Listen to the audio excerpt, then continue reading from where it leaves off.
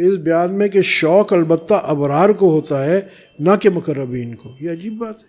یعنی مقربین جو اللہ کے بہت قریب ہیں تو اللہ سے ملاقات کا شوق مقربین کو نہیں. مقربین اتنے قریب ہیں مگر اللہ سے ملاقات کا شوق نہیں ہے. یہ تو عیب ہو گیا نا کہ اللہ سے ملنے کا شوق ہی نہیں. یہ کیا بات فرماتے ہیں؟ حدیث قدسی میں آیا ہے، اس کی ترجمہ ہے، آگاہ رہو کہ نیک بندوں کا شوق میری ملاقات کے لیے بہت بڑھ گیا اور میں ان سے بھی زیادہ ان کا مشتاق ہوں. اللہ اکبر. یہ حدیث مبارکہ ہے اور اللہ پاک کیا فرما رہے ہیں کہ جو میرے نیک بندے ہیں، ابرار ہیں، وہ ان کا شوق وہ چاہتے ہیں کہ کب ہم اللہ سے ملیں گے، اور اللہ پاک ان سے ملنے کا اس سے بھی زیادہ مشتاق ہے، خواہش مند ہے. حق تعالیٰ سبحانہ نے شوق کو ابرار کے لیے ثابت فرمایا ہے. یعنی اللہ پاک نے یہ دیکھیں اس حدیث میں شوق کو ابرار کے لیے کہا ہے کہ ابراروں کو شوق ہوتا ہے، کیونکہ مقربین واصلین کے لیے کوئی شوق نہیں رہتا. جو واصل کہتے ہیں جس کو مل جائے، وصال ہم لفظ کہتے ہیں اس کا وصال ہو گیا. عام طور پہ ہم تو موت کے اعتبار میں سے کہتے ہیں جی فلانے کا وصال ہو گیا. اصل مقصد یہ وہ اپنے دوست کو مل گیا، اس کو وصل حاصل ہو گیا، اس کو اس کی ملاقات حاصل ہو گئی، اس کی قریبی حاصل ہو گئی. تو یہ کہتے ہیں کہ کیونکہ مقربین واصلین کے لیے کوئی شوق ہی نہیں رہتا. یہ عجیب بات ہے کہ ان کا درجہ تو ابرار سے زیادہ اونچا ہے، یہ اللہ کے زیادہ محبوب ہیں، اللہ کو چاہنے والے، مگر اس میں شوق ہی نہیں ہے. یہ کون ہے؟ ہم تو کہیں گے یہ تو بے حس ہو گیا. یہ تو بڑا نقص کی بات ہو گئی کہ یہ اس کو شوق ہی نہیں ہے، ولولہ ہی نہیں ہے. یہ عجیب نقطہ لکھتے ہیں. اب آئی تھوڑی سی مشکل سی بات، انشاءاللہ آسان اللہ کر دے گا. اس لیے کہ شوق مطلوب کے گم ہونے کو چاہتا ہے اور مطلوب کا گم ہونا ان کے حق میں مفقود ہے. کیا نہیں دیکھتے کہ انسان اپنے نفس کے ساتھ بے حد محبت ہونے کے باوجود اپنے نفس کی جانب کوئی شوق نہیں رکھتا، کیونکہ اپنے نفس یعنی خود کو گم کرنا اس کے لیے ثابت نہیں ہے. بہت آسان ہے، اتنی مشکل بات نہیں ہے. حضرت فرما رہے ہیں کہ اس لیے کہ شوق مطلوب کے گم ہونے کو چاہتا ہے اور مطلوب کا گم ہونا اس کے حق میں مفعود ہے. آپ اس چیز کے لیے کریو کر رہے ہوتے ہیں جو آپ کو پاس ہو نہیں. یہ بیسک نکتہ ہے.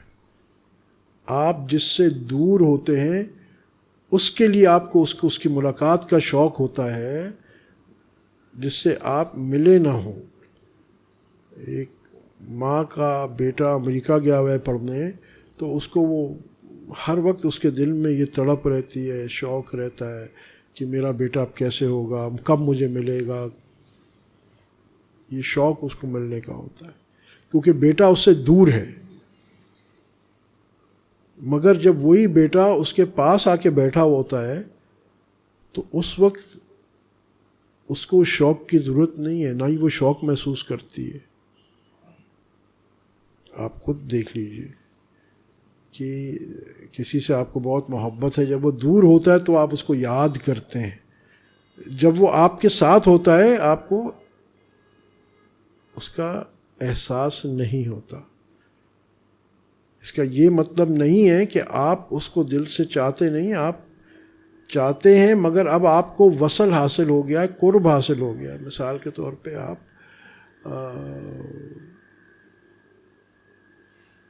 روشنی، ہم اس کمرے میں بیٹھے، بتی جل رہی، سمپل سی مثال کہ ہم جب کسی کمرے میں رات کا وقت ہے داخل ہو رہے کسی کمرے میں تو ہمیں یہ شوق ہے یا دل میں یہ بات آئے گی کہ گھستے ساتھ ہم نے بتی جلانی ہے یہاں، ٹھیک ہے، کیونکہ یہاں اندھیرا ہے.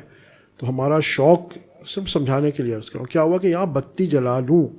مگر اب اتنی دیر سے آپ اس کمرے میں داخل ہوئے ہیں خانقاہ میں اور بتی جلی ہوئی ہے، کتنوں میں سے آپ نے سوچا ہے کہ یہاں بتی جلی ہوئی ہے، یا کہ آپ کو یہ احساس ابھی میں نے کہا ہے مگر اس کے بغیر آپ کو کیا احساس ہے کہ یہاں بتی جلی ہوئی ہے، حالانکہ آپ بتی کے واصل ہیں. آپ بتی کے ساتھ واصل ہیں، آپ مل چکے، آپ کو اس کی روشنی ہر وقت موجود ہے. جو اندھیرے میں ہوتا ہے وہ تمنا کرتا ہے روشنی کی، جو مستقل روشنی میں ہے وہ روشنی چاہتا بھی ہے، سب کچھ ہے، مگر وہ روشنی کی تمنا نہیں کر رہا ہوتا. اس کا مطلب یہ نہیں کہ وہ چاہتا کہ روشنی بجھ جائے، مگر اس کو اس کا ادراک نہیں رہتا، کیونکہ اس کو مستقل اس کا ساتھ نصیب ہو گیا ہے.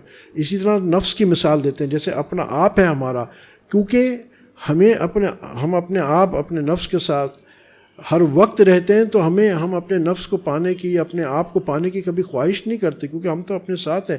مگر دوسری طرف ہم اپنے آپ کو سب سے زیادہ چاہتے ہیں. اسی وجہ سے جب کوئی تکلیف کی بات آئی تو ہم اپنے آپ کو بچانا چاہتے ہیں، اپنے جسم کو، اپنے ظاہر کو، اپنی باتیں بچانا چاہتے ہیں تکلیف کی چیز سے.